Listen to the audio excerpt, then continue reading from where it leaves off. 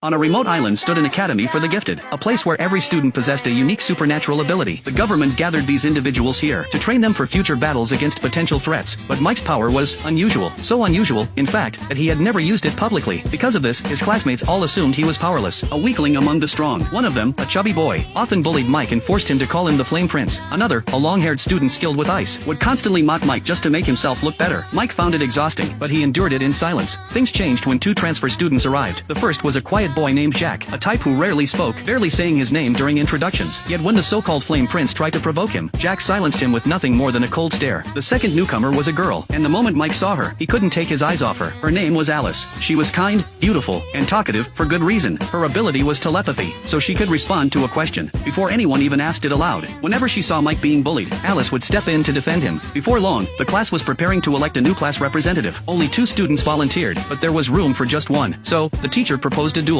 a battle to decide who was most worthy of the position. The fight quickly escalated. Just as victory seemed near, something went terribly wrong. Aiden, one of the competitors, lost control of his flames. A blazing fireball shot straight toward Alice, and that was when the impossible happened. The powerless Mike, the boy everyone had looked down on, stepped forward and stopped the attack.